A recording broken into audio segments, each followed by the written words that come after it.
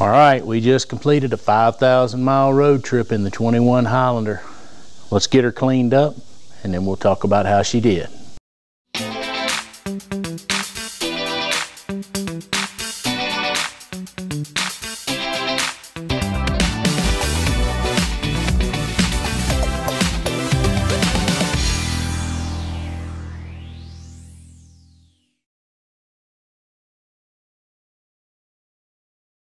All right, first thing I want to say is before we struck out on the mega road trip that we went on, this vehicle had 3,004 miles the day we left. So the day we left, I went ahead, it still had the factory oil in it, and I wanted to go ahead and get that out and go ahead and get in some fresh oil before we struck out on that trip.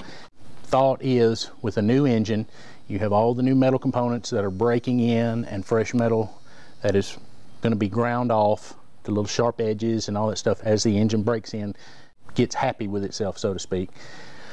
So that little bit fine metal can be caught up in the oil. So it's probably a good idea between 1,000 and 2,000 miles to go ahead and change your oil. I didn't get to it as fast as I wanted, but I did get to it before I struck out on this long road trip. I also wanted to mention they did not have the 0W20 that they suggest that you run in these, but they did have the 520, and it is okay. You read in the book, 5W20 fully synthetic is okay.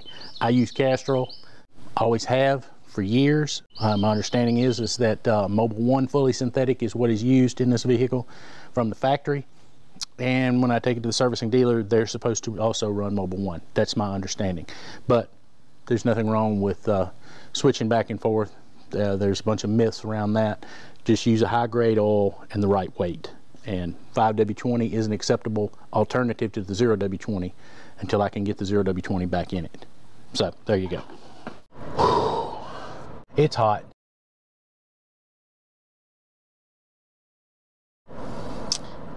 This car, or as some people like to call it, SUV, sport utility vehicle, is the 2021 Highlander XSE trim package. It did wonderfully. I was well pleased with it. By the time I got back home, and this included all the mountain driving, all the switchbacks, the drop into 25, drop into 15, back up to 45, up mountains, having to hold the RPM in the 4,500 range for long extended periods, having to manually shift and get it to hold in gear to go down steep grades, all of that combined, coming into Denver, where you would climb steep, long grades, and like I said, the RPM would be 35, 4,000, 4,200 to get you over the hump and to stay up with traffic. Vehicle got 26 miles to the gallon combined, all of that. Now, one of the things I wanted to talk about was the transmission. I've said and talked about this transmission before. It is weird. It shifts odd. It's in 8th gear before you get to 30 miles an hour. They do this for fuel efficiency and reduce emissions, because that brings the RPM down, and of course that reduces what's going out the tailpipe, yada yada yada, etc., etc. I do not like the way this transmission shifts. If you are considering buying one of these, I would suggest that you go drive it so that you know how it's going to feel. I don't think it's going to be a problem with longevity or reliability. Get it serviced when it's supposed to be serviced, which I think, if I remember correctly, is around 60,000 miles. But what I can tell you about this vehicle and this transmission, there is a way to mitigate some of the shift anomalies in the way it shifts. And that is, when you leave from flat ground and leave flat land territory, turn the cruise control off. I understand that you lose some of your functionality of lane keeping and automatic braking. There's some of the functionality is not there when you do that. When you are in very steep hills, if you moderate the fuel and change your driving style and tip into the gas a little early yourself, rather than allowing the vehicle to downshift for itself, you're able to mitigate some of the harsher downshifts and the higher revving, like I said, by simply changing your driving style. And in order to do that, like I said, you have to turn the cruise control off. Once you get into some flatter land or where it's not quite as steep a hill, cruise control was fine. It downshifted more and harsher than I liked still, but it wasn't as bad as when you're on the steep, tall grades. Now, that is really my only complaint. This vehicle purchased new came with a year subscription to the Sirius satellite radio. Worked just like it was supposed to. We have, of course, the CarPlay. I hear a lot of people talking about that they can't make it work, it doesn't do this. I have had no issues with it. Every time I plug my phone in, or my wife plugs her phone in, it automatically senses, switches over to either her phone or my phone, whichever one, and connects to the vehicle with absolutely no issues at all. All right, there's a lot to learn when you get one of these. If you've never owned one that has all of the steering wheel controls, and some of them have changed through the years, they're not difficult to learn. I'm still learning what all the little bells and whistles do. It is not, like I said, it is not difficult to learn, but you just take a little time and you can figure out what each thing does, what it's for, and the functionality of each thing. One of the things that I have found with this vehicle is if you're paying attention and you're using your cruise control and you're out on the highway on long stretches, you don't even have to do anything to the cruise control once it's set. Okay, the vehicle is going to take care of itself. Come up on somebody and it begins to slow down. If your lane is clear and you can go around them, as soon as you notice it slowing down, you turn your blinker on, the vehicle automatically begins to accelerate, make your lane change, go on and keep going. One of the things that happened while we were on this trip, as I said earlier, we had 3,004 miles. This is a 5,000 mile road trip. On this new vehicle, we have maintenance interval at 5,000 miles. They want you to bring the vehicle in to get the tires rotated and balanced. Free of charge, doesn't cost anything, just take it in and they do it. So we've got a schedule to get that done because it currently has 7,984 miles. I wasn't going to try to figure out where to go to a Toyota dealer on the road and take time away from my vacation to get that done. Yes, it needs to be done.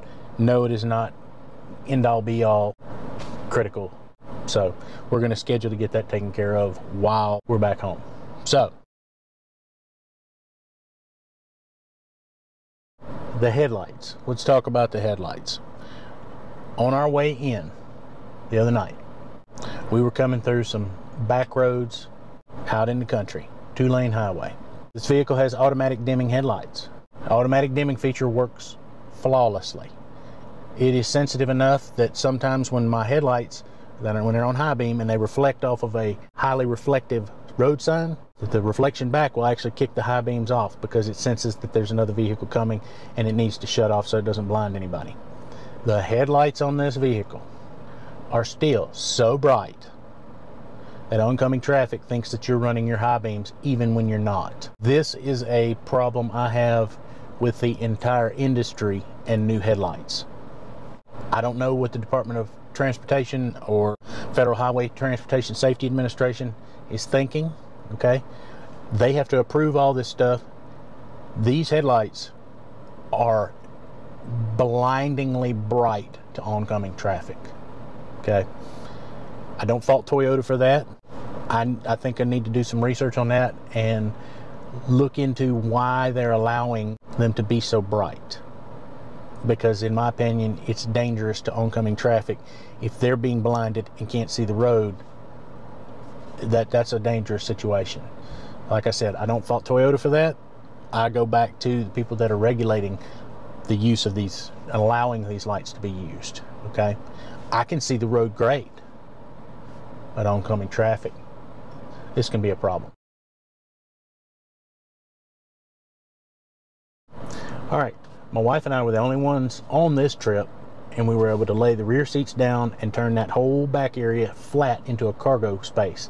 And we were able to carry a large 5-day cooler, all of our luggage, our snacks, all of our stuff was able to be put into the back with no problem. Okay, there's not a lot of cargo room if you have that third row seating up.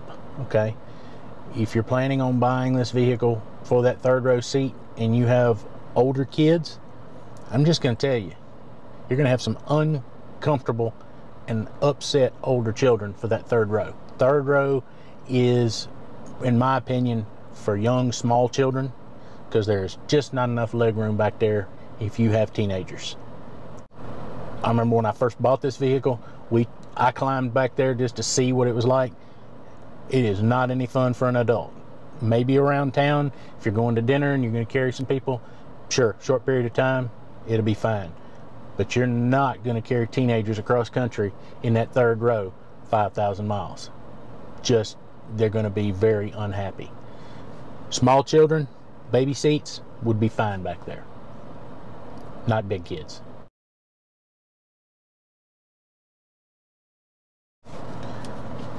Highway cruising and maneuverability. This vehicle worked flawlessly. I had no issues.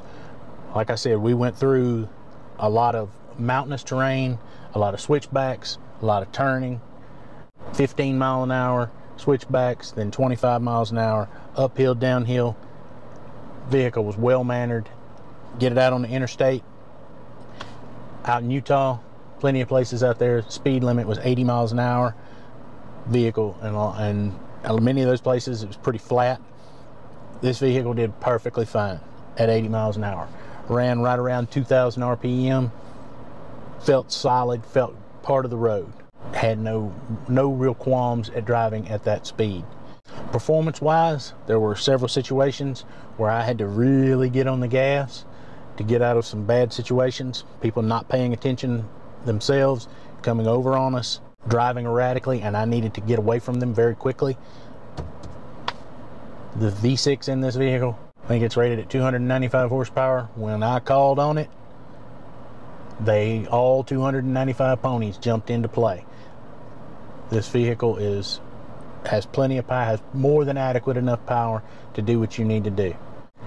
I don't know if you're familiar with the Car Care Nut.